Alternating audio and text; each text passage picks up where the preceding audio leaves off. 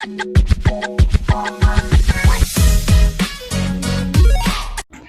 Everyone, welcome back to my YouTube channel. मेरा नाम है अंकिता शर्मा और मैं आ गई हूँ एक और नए वीडियो के साथ। आज मैं डिस्कस करने वाली हूँ सुप्रीम कोर्ट की एक बहुत इंपॉर्टेंट जजमेंट जो हाल ही में अभी फरवरी में ये जजमेंट आई थी और बहुत इंपॉर्टेंट है। आप में से बहुत सारे लोग इस जजमेंट को अपने साथ रिलेट कर पाएंगे क्योंकि गवर्नमेंट जॉब हम सबका सपना होता है। जब भी करियर की शुरुआत होती है एक बार ये मन में ज़रूर आता है कि अगर सरकारी नौकरी मिल जाए तो लाइफ सेट हो जाएगी, एक सिक्योर जॉब होती है क्योंकि तो सरकारी नौकरी के लिए ही कुछ कंडीशंस को लेके ये जजमेंट जो है वो आई थी। हालांकि किसी पर्टिकुलर स्टेट की जजमेंट है, अभी सारी स्टेट्स में ऐसा कुछ हुआ नहीं है, लेकिन जिस भी स्टेट में हुआ है उस कंडीशन को सुप्रीम कोर्ट ने सही ही ठहराया है। तो उसी को आज हम डिस्कस करने वाले हैं और चलिए आज का वीडियो शुरू करती हूँ।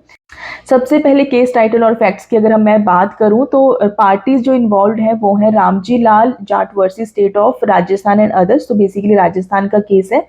और जो ये रामजी लाल है ये एक्स सर्विस मैन थे जो रिटायर्ड आने के बाद इन्होंने पुलिस कांस्टेबल की पोस्ट के लिए अप्लाई किया था, लेकिन इनका कैंडिडेट जो है वो रिजेक्ट कर दिया था और उसका ग्राउंड था रिजेक्ट करने का कि इनके 2 से ज़्यादा बच्चे हैं। तो सबसे पहले क्वेश्चन आता है कि क्या किसी पर्सन का कैंडिडेचर इस बेसिस पे रिजेक्ट हो सकता है कि भाई उसके 2 से ज़्यादा बच्चे हैं। उसका आंसर है यस, क्योंकि सबसे पहले तो समझने वाली बात ये है कि ये जो स्टेट लेवल की जॉब्स होती हैं इसका ये जो एलिजिबिलिटी क्राइटेरिया होता है, कुछ रूल्स बनते हैं, कोई भी कंडीशंस डलती है, तो ये जो है वो स्टेट गवर्नमेंट अपने हिसाब से रूल्स एंड रेगुलेशंस तय करती है। और उसी तरह से राजस्थान गवर्नमेंट ने अपने ये जो Rajasthan various service amendment rules 2001 में ये मेंशन किया कि किसी पर्सन के अगर 1 जून 2002 के बाद अगर 2 से ज़्यादा बच्चे हैं तो वो पर्सन जो है वो पब्लिक एम्प्लॉयमेंट के लिए डिस्क्वालीफाइड हो जाएगा। मतलब ये चीज़ उन्होंने अपने रूल्स में डाल दी कि जो भी स्टेट लेवल पे जो भी पोस्टें निकलती हैं राजस्थान गवर्नमेंट के अंडर जो निकलती हैं उसमें कोई भी पर्सन का जो है वो 2 से ज़्यादा बच्चे नहीं होने चाहिए 2002 के बाद। अगर ऐसा है तो वो जो है वो अप्लाई नहीं कर पाएगा, मतलब वो उसकी रिक्रूटमेंट नहीं हो पाएगी। अब इस रूल के बेसिस पे ये जो राजस्थान पुलिस सबऑर्डिनेट सर्विसेज के जो रूल्स हैं उसमें जो रूल नंबर 24 और सब क्लॉज 2 है वो भी यही कहता है कि अगर किसी पर्सन के 2 से ज़्यादा बच्चे हैं तो उसका कैंडिडेट जो है वो रिजेक्ट कर दिया जाएगा, मतलब वो अपने आप ही डिस्क्वालीफाइड हो जाएगा। तो ये जो रूल्स हैं वो ये कहते हैं कि राजस्थान के अंदर अगर कोई पर्सन अप्लाई करता है किसी भी गवर्नमेंट जॉब के लिए तो उसके 2002 के बाद, जून 2002 के बाद जो है वो 2 से ज़्यादा बच्चे नहीं होने चाहिए। तो ये रूल जो है वो राजस्थान गवर्नमेंट ने अपने स्टेट में जो भी जॉब्स निकलती हैं उसके लिए ये रूल उन्होंने बना दिया है। अब इसी बेसिस पे ये जो एक्स सर्विस मैन है इनका कैंडिडेट जो है वो रिजेक्ट हो जाता है और उसके बाद ये हाई कोर्ट जाते हैं, लेकिन हाई कोर्ट भी इस कंडीशन को सही ठहराता है और फिर इनकी जो पिटीशन है वो रिजेक्ट हो जाती है और उसकी अपील ये डाल देते हैं सुप्रीम कोर्ट में। अब सुप्रीम कोर्ट के सामने ये जो अपीलेंट है रामजी लाल, इनका ये कहना था कि ये जो वेरियस सर्विसेज रूल्स ये जो राजस्थान गवर्नमेंट ने बनाए हैं इसी के ही साथ एक्स सर्विसमैन के लिए अलग से रूल्स बनते हैं, अलग से रूल्स मेंशन किए गए हैं और वहां पे कहीं पे भी स्पेसिफिकली ये चीज़ नहीं मेंशन की है कि कोई एक्स सर्विसमैन अगर है और उसके अगर 2 से ज़्यादा बच्चे हैं तो वो अप्लाई नहीं कर सकता।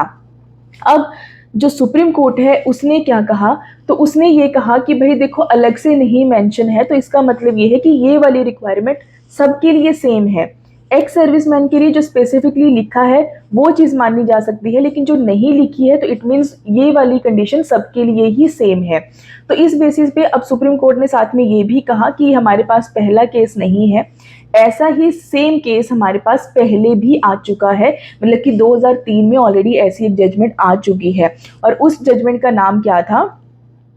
Javed and others versus state of Haryana.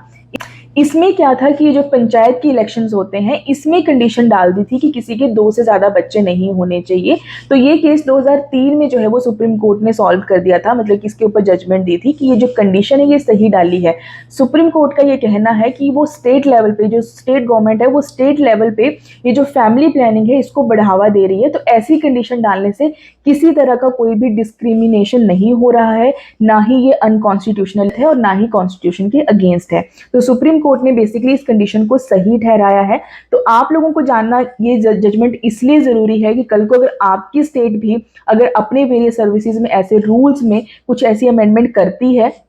और उसके बाद अगर आपको लगता है कि आप किसी कोर्ट में जाओगे और केस डालोगे, तो आपको ये जजमेंट्स आपके ध्यान में होनी चाहिए कि सुप्रीम कोर्ट ने इस कंडीशन को अनकॉन्स्टिट्यूशनल नहीं बताया है। उल्टा सुप्रीम कोर्ट ने कहा है कि जो स्टेट गवर्नमेंट्स हैं जो ऐसी कंडीशन डाल रही हैं, वो बेसिकली फैमिली प्लानिंग्स को बढ़ावा दे रही हैं, तो उनके हिसाब से ये कंडीशन बिल्कुल सही है। तो कल को अगर आप जाते भी हो कोर्ट में, तो अल्टीमेटली जो कोर्ट्स हैं वो इसी जजमेंट का, ये जो जजमेंट जो पहले थी, जो 2003 में आई थी और अब आ गई है 2024 में, इन्हीं जजमेंट्स को रेफरेंस माना जाएगा और इसी बेसिस पे जो है वो बाकी केसेस भी सॉल्व किए जाएंगे। तो बेसिकली अगर बाकी स्टेट्स भी ऐसी कंडीशन कोई डालती हैं अपनी स्टेट लेवल की रिक्रूटमेंट्स पे, तो वो कंडीशन गलत नहीं होगी। तो ये था पूरा केस। आई होप जो मैंने समझाने की कोशिश की है वो आप तक ज़रूर पहुंचा होगा। अगर वीडियो अच्छी लगी है तो लाइक करना, शेयर करना, कमेंट करके ज़रूर जाना, और अब आपसे मिलती हूँ नेक्स्ट वीडियो में। और आज के लिए बाय बाय।